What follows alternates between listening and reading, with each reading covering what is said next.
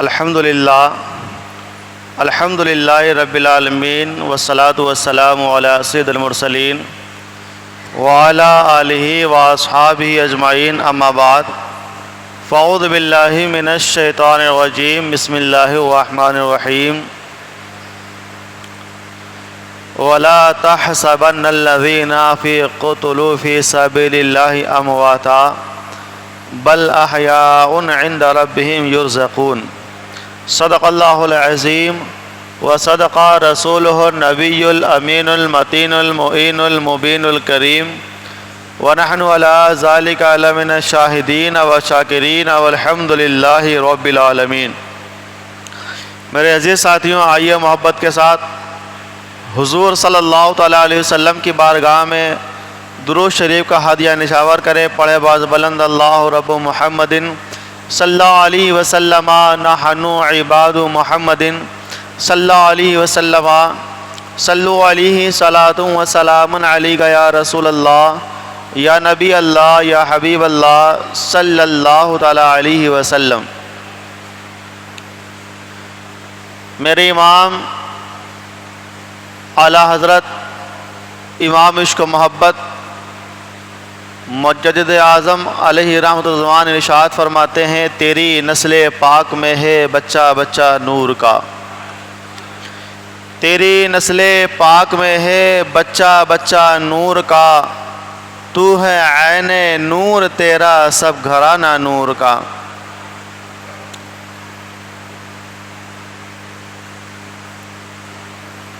جو مر جاتے ہیں راہ حق میں خدا کے نام پر،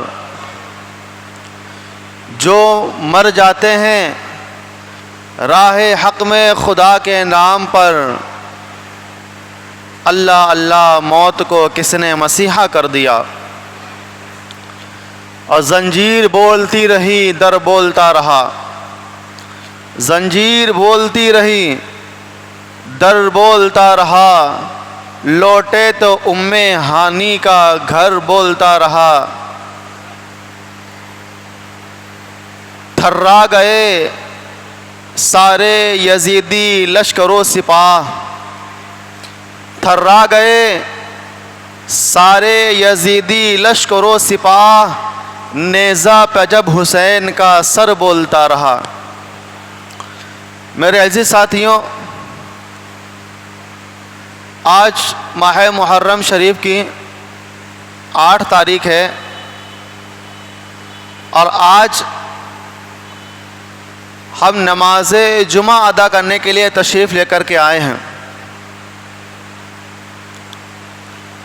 خطبہ مسنہ کے بعد قرآن مجید کی ایک آیت کریمہ تلاوت کرنے کا شرف حاصل کیا۔ اللہ رب العزت قرآن مجید میں ارشاد فرماتا ہے، وَلَا تَحْسَبَنَّ الَّذِينَ فِي سَبِيلِ اللَّهِ أَمْوَاتًا وَلَا تَحْسَبَنَّ الَّذِينَ قُتِلُوا فِي سَبِيلِ اللَّهِ أَمْوَاتًا، تو تم ان کو مردہ گمان بھی مت کرو جو اللہ کی راہ میں شہید ہوں،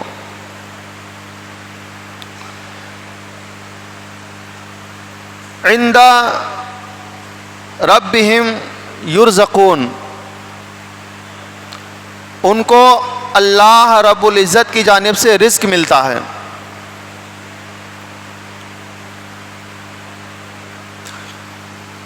میرے عزیز ساتھیوں، شہدائے کرام کی جماعت وہ جماعت ہے کہ جس کے بارے میں تاریخ کی کتابوں میں نقل ہے کہ جب وہ شہدائے کرام اللہ رب العزت ان کو جنت عطا فرمائے گا، جب وہ جنت میں رہیں گے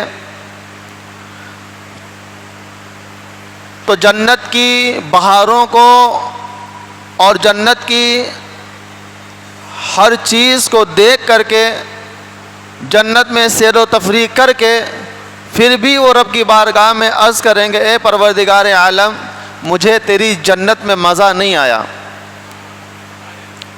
اے اللہ مجھے تیری جنت میں مزہ نہیں آیا. آج ہم میں ہر کوئی تمنا رکھتا ہے کہ مجھے جنت کا ٹھکانہ مل جائے, جنت میں دخول کا ٹکٹ مل جائے, جنت میں جانے کی خوشخبری اور مزدہ مل جائے. لیکن قربان جاؤ شہداء کی جماعت کو, جب شہداء کرام کو جنت میں رکھا جائے گا, جنت میں بھیجا جائے گا, تو رب کی بارگاہ میں عرض کریں گے اے مولا مجھے تیری جنت میں مزہ نہیں آیا. رب فرمائے گا آخر کیوں؟ اے میرے شہیدوں آخر کیا وجہ ہے کہ تمہیں میری جنت میں مزہ نہیں آ رہا؟ رب فرمائے گا اے شہیدوں کیا چاہیے؟ آخر جنت میں مزہ نہیں آ رہا ہے تو اس کے بدلے میں چاہیے کیا؟ شہداء کرام رب کی بارگاہ میں عرض کریں گے اے مولا مجھے تو پھر سے زندگی عطا کر. پھر رب فرمائے گا اس کے بعد؟ تو عرض کریں گے اے اللہ مجھے زندگی عطا کرنے کے بعد پھر مجھے جام شہادت پلا. رب فرمائے گا پھر اس کے بعد؟ آنا تو جنت ہے. پھر اس کے بعد پھر شہداء عرض کریں گے مولا مجھے پھر سے زندگی عطا کر. پھر رب فرمائے گا اس کے بعد؟ کہا مجھے پھر شہادت کا جام پلا. مسلسل بار بار رب کی بارگاہ میں یہی عرض کرتے رہیں گے اے مولا مجھے تو دنیا میں بھیجتا رہ, مجھے زندگی عطا کرتا رہ, اور ساتھ ہی ساتھ مجھے جام شہادت اور مرتبہ شہادت پر فائز کرتا رہے. رب ارشاد فرمائے گا اے میرے شہداء آخر بار بار زندگی طلب کرنے کے بعد بار بار شہادت کا مطالبہ کیوں ہو رہا ہے؟ بار بار شہادت کے جام کو پینے کی بات کیوں آ رہی ہے؟ آخر کیا وجہ ہے؟ شہداء عرض کریں گے اے مولا جب ہم میدان جہاد میں اترتے تھے, جب ہم میدان جنگ میں اترتے تھے, تو جب میری گردن پر دشمنوں کی تلواریں چل رہی تھی اور میرے جسم کے خون کا قطرہ جب زمین پر گرنے والا ہوتا تھا, اس سے پہلے اے اللہ جب تیرا دیدار کرا دیا جاتا تھا, اس دیدار میں ہمیں اتنی لذت اور مٹھاس محسوس ہوتی تھی کہ نہ تو وہ مٹھاس مجھے جنت میں میسر آئی ہے, نہ تو وہ مٹھاس مجھے دنیا میں نظر آئی ہے. اسی لیے ہم بار بار عرض کرتے ہیں اے مولا مجھے بار بار زندگی عطا کرتا رہے اور بار بار مجھے جام شہادت پلاتا رہے. اور یاد رکھیں رب کا دیدار یہ مومنوں کے لیے سب سے بڑی نعمت ہے, نعمت عظمی ہے. دنیا کی بہاریں, دنیا کے ساز و سامان یا پھر جنت کی بہاریں, جنت کے سارے معاملات, محلات, دریا سب ایک طرف ہیں. ان ساری چیزوں پر بھاری ہے دیدار خدا. اور یہ مومن کی شان ہے کہ اللہ رب العزت اپنے پیارے محبوب کے امتیوں کو, تمام مسلمانوں کو اپنے دیدار سے مشرف فرمائے گا. سبحان اللہ. تو یہ شہداء کرام کی شان ہے, اور وہی شہداء کرام کی جماعت ہے جنہوں نے اسی ماہ مبارک کی 10 تاریخ کو سن 61 ہجری میں بروز جمعہ جو معرکہ پیش آیا, جو جنگ کربلا پیش آئی, اس کو ہم اپنی آنکھوں سے اوجھل نہیں کر سکتے, اس کو ہم نظر انداز نہیں کر سکتے ہیں, بلکہ وہ جنگ, وہ معرکہ ہمارے درمیان اتنا مشہور ہو گیا ہے کہ ہمارے گھر گھر کے بچوں کو بھی جنگ کربلا کے بارے میں معلوم ہے کہ حسینی حق پر تھے اور یزیدی غلط تھے. کربلا کا پیغام معلوم ہے نا آپ کو؟ میرے امام نے سب کچھ قربان کر دیا, کچھ تو کربلا سے سبق ملا ہے. میرے حسین نے سب کچھ قربان کر کے دین مصطفیٰ کو بچایا ہے. پرچم اسلام کو بلند کیا ہے، اس کربلا کے واقعہ سے ہمیں کچھ تو سبق ملتا ہوگا. اور وہ سبق میں آپ کو بتاتا چلوں کہ کبھی بھی کیسا بھی موقع آ جائے، لیکن اگر نماز کا وقت ہو تو نماز کو کبھی مت چھوڑنا. زمانے نے دیکھا تھا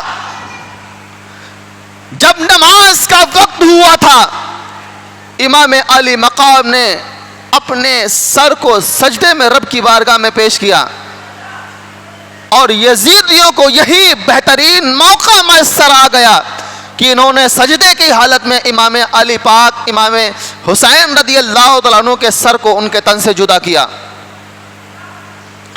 لیکن آج ہم میں کچھ ایسے بھی حسینی کہلانے والے ہیں جو امام پاک کی محبت میں آ کر کے پورے سال تو نماز چھوڑنے کی تو بات الگ رہی، خاص کر یہ جو ایام محرم ہیں، 1 تاریخ لے کر سے 10 تاریخ تک، اور بالخصوص جو ہیں وہ 9 اور 10 تاریخ. دیکھیں اپنے آپ کو حسینی کہلانے والے مدینے کے کربلا سے جو پیغام آیا تھا اس پیغام کو چھوڑ کر کے رکھا ہے. پوری رات 9 محرم کے دن کو گزار کر کے جب 10ویں رات لگ جاتی ہے، پوری رات عیاشیاں کی جاتی ہیں، پوری رات ڈھول تاشے تماشوں میں ملوث رہتے ہیں. یہاں تک کہ سننے میں آتا ہے کہ پوری رات شراب پی کر کے ڈھول اور تماشوں کو بجایا جاتا ہے، اور ہماری ماں اور بہنوں کا ازدحام لگتا ہے، ہجوم لگتا ہے، جس میں عیاشیاں بھی کی جاتی ہیں اور بے پردگی بھی ہوتی ہے. بے شمار خرافات اس 10 تاریخ کی جو شب ہے اس میں کی جاتی ہیں. یہی 10 تاریخ سن 61 ہجری کو اگر آپ دیکھیں تو جب 9 تاریخ کا دن گزر گیا تھا، 10 تاریخ لگ گئی تھی، تو کربلا کے میدان میں امام علی مقام کے خیمے میں کس طرح سے رنج و غم چھایا ہوا تھا، کس طرح پرچم اسلام کو بلند کرنے کا جذبہ ان شہداء کرام کے بازوؤں میں تھا. لیکن آج ہم انہی کے عشق کا دعویٰ کرتے ہیں، انہی سے پیار اور محبت کا دعویٰ کرتے ہیں، اور انہی کے نام پر، انہی کے محبت میں آ کر کے غیر شرعی امور کو ہم کرتے ہوئے نظر آتے ہیں. اب جب دن 10 تاریخ ہوتا ہے نا، ڈھول تاشوں باجوں میں مست ہیں، اذانیں ہو رہی کوئی فرق نہیں پڑتا، صلات ہو رہی کوئی فرق نہیں پڑتا، نماز ہو رہی کوئی فرق نہیں پڑتا. ارے اتنے غیرت مند ہمارے یہ حسینی جو 10 دن کے کہلانے والے ہیں، اتنے غیرت مند ہیں، ان کے آنکھوں کا پانی مر چکا ہے. یہ پوری گلیوں میں ڈھول تاشے بجاتے ہوئے پھرتے ہیں، لیکن جہاں مسجد کا دروازہ نظر آتا ہے، جہاں مدرسے کا دروازہ نظر آتا ہے، وہاں اور رک کر کے بجاتے ہیں. اگر غیر مسلم بھی ڈھول تاشے اپنی کسی خوشی کے موقع پر لے کے جاتے ہیں، مسجد کا دروازہ یا مدرسے کا دروازہ دیکھتے ہیں تو وہ بند کر لیتے ہیں. یار یہ مسجد ہے، اس کا ادب کرو، یہ مدرسہ ہے، اس کا ادب کرو. لیکن کیا ہو گیا ان غیرت مند حسینیوں کو جو اپنے آپ کو حسینی کا دعویٰ کرتے ہیں، لیکن پوری گلیوں میں، پورے محلوں میں ڈھول تاشے تو بجاتے پھرتے ہیں، مسجدوں مدرسے پر رک کر کے گھنٹوں ڈھول تاشے بجا کر کے سوچتے ہیں ہم امام حسین کو خوش کر رہے ہیں. نہیں، امام حسین کو خوش کرنے والے یہ کام نہیں ہے، بلکہ امام حسین کو ناراض کرنے والے کام ہے. کب بدلو گے اپنے کردار کو؟ کب بدلو گے اپنے آپ کو؟ کب بدلو گے اپنی سوچ کو؟ بہت سے ہمارے دوست احباب بزرگ سدھر بھی گئے، پہلے کرتے تھے اب نہیں کرتے. کچھ ایسے بھی نااہل تھے جو پہلے نہیں کرتے تھے اب شروع کر دیا. یہ صرف طبیعت کی بات ہے، اس میں ان کے ہی دل کو تسکین اور سکون پہنچتا ہے، ان کے ہی دل کو قرار ملتا ہے. لیکن اگر وہ سوچتے ہیں کہ میرے اس قرار سے امام حسین کو قرار مل جائے، ہرگز یہ نہیں ہو سکتا. امام حسین اور شہداء کرام کی محبتوں کا دعویٰ کر کے ان کے نام کو لے کر کے خلاف شرع کاموں کو تم انجام دیتے ہو. یاد رکھے کیا تو امام حسین کی محبت میں جاتا ہے. اگر آپ امام حسین کی محبت کا نام لے کر رہے ہیں نا تو آپ کا یہ دعویٰ تو صحیح ہے, لیکن غور کرو امام حسین کی محبت میں وہی کام امام حسین کی بارگاہ میں مقبول ہوں گے جو شریعت کے مطابق ہوں گے اور جو شریعت کے موافق ہوں گے. جو شریعت کے مخالف ہیں, جو جن باتوں کو شریعت نے منع کیا ہے, اگر آپ چاہتے ہیں کہ ہم امام عالی مقام کی محبت میں اور شہداء کرام کی محبت کا دعویٰ کر کے ان کو ہم امام حسین کی طرف منسوب کر دیں, یقیناً یہ دعوے, یہ کام رب کی بارگاہ میں مقبول نہیں ہو سکتے. رب کی بارگاہ میں مقبول وہی ہوں گے جو امام حسین کی محبت میں رہ کر کے شریعت کے مطابق کام کیے جائیں گے. ہمارے بہت سے احباب ہیں نیاز و فاتحہ کا انتظام کرتے ہیں, شربتوں کی پانی کی سبیلیں لگاتے ہیں, لنگر کا انتظام کرتے ہیں, قرآن خوانی کا انتظام کرتے ہیں, میلاد پاک کا انتظام کرتے ہیں. یہ وہ کام ہیں جن سے امام حسن اور امام حسین بھی خوش ہو رہے ہیں, جس سے امام حسن و حسین کے نانا جان بھی خوش ہو رہے ہیں اور ہمارا پروردگار بھی خوش ہو رہا ہے.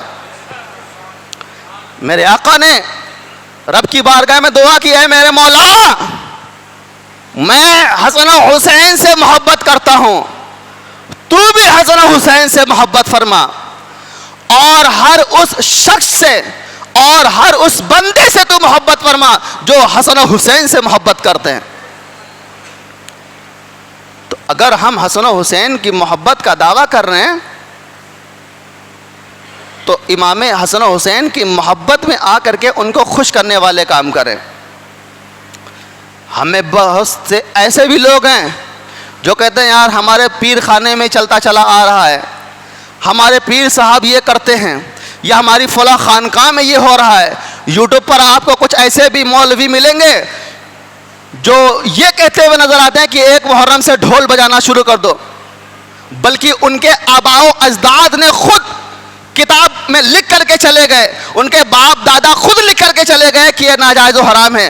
آج وہ پیدا ہو گئے جو کہتے ہیں کہ اعلان کے نام پر ڈھول بجانا جائز ہے, اعلان کے نام پر ڈھول بجانا رخصت ہے. یاد رکھو کتنے بھی بہانے بنا لو, کتنے بھی تدبیریں ڈھول بجانے کی نکال لو, یہ تو ہماری خانقاہ ہیں, ہمارے پیر ہیں, ہمارے اسلاف ہیں جن کے یہاں یہ سارے کام ہوتے ہیں. ان سب کا سلسلہ کہاں پہنچتا ہے؟ میرے نبی تک, میرے حضور تک. میرے حضور تو یہاں تک فرماتے ہیں کہ میں محمد عربی ڈھول تاشے اور موسیقی کے آلات کو توڑنے اور مٹانے کے لیے تشریف لے کر کے آیا ہوں. تو تم اپنے پیر کی مانو گے یا اپنے پیروں کے پیر, پیروں کے پیر, پیروں کے پیر نبی کریم کو مانو گے؟ یقیناً اگر ہمارے پیر کی بات مصطفیٰ کی بات سے مخالفت کرتی ہے تو ہمیں اپنے پیر کی نہیں ماننا ہے, مصطفیٰ کی بات کو ماننا ہے. یہی ایمان کا تقاضا ہے, یہی ایمان ہمارے دلوں میں عشق و محبت کا تقاضا ہے کہ ہم لوگوں کی باتوں پر نہ آ کر کے, مولویوں کی باتوں پر نہ آ کر کے, پیروں کی باتوں پر نہ آ کر کے, خانقاہوں کی باتوں پر نہ آ کر کے, بلکہ ہم اس بات کو مانیں جو مصطفیٰ جان رحمت نے, جو نبیوں کے نبی, رسولوں کے رسول نے, جو رحمت للعالمین نے, جو طہ و یاسین نے فرمایا ہے, اس بات کو ہم دل و جان سے تسلیم کر دیں اور ان کی محبت و عظمت کو اپنے دل میں بٹھا لیں. یہ اصل کام ہے.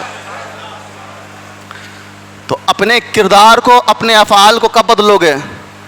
اپنے معاملات کو کب بدلو گے؟ ابھی بھی وقت ہے, ابھی بھی سدھر جاؤ, کیونکہ میدان کربلا میں امام پاک نے اپنے ننھے سے بچے علی اصغر جو صرف 6 مہینے کے ہیں ان کو بھی قربان کر دیا, اپنے بڑے بیٹے علی اکبر کو بھی قربان کر دیا, اہل خاندان کو بھی قربان کیا, صرف اور صرف اس لیے کہ جو ہے شریعت میں بگاڑ نہ پیدا ہو پائے, اسلام میں کوئی تبدیلی نہ آ پائے, زمانے نے دیکھا ہے اور آپ سنتے بھی چلے آئے ہیں، جب سر امام حسین کو تن امام پاک سے جدا کیا گیا تھا، جب سر امام پاک کو نیزے کی نوک پر رکھا گیا تھا، گلیوں میں یزیدیوں نے گھمایا تھا کوفے کی گلیوں میں، اور گھمانے کے بعد ڈھول تاشے کے ذریعے یہ اعلان کیا تھا کہ دیکھو دیکھو نیزے کی نوک پر امام حسین کا سر لٹکا ہوا ہے اور یزیدی لوگ جیت گئے ہیں، یزیدی فوج جیت گئی ہے، یہ صرف ان کی زبان پر تھا، لیکن امام پاک کا سر نیزے پر رہ کر کے یہ لوگوں سے کہتا ہوا نظر آ رہا ہے یزیدی جیت گئے، یہ یزیدیوں کا کہنا ہے، لیکن آج نیزے کے اوپر میرا سر رکھا ہوا ہے، آج بھی تم دیکھ سکتے ہو، آج بھی مناظرہ کر سکتے ہو، آج بھی تم سب کچھ اپنی ماتھے کی نگاہوں سے دیکھ سکتے ہو کہ یزیدی آج بھی نیچے ہیں، سارے امام پاک آج بھی اوپر ہے۔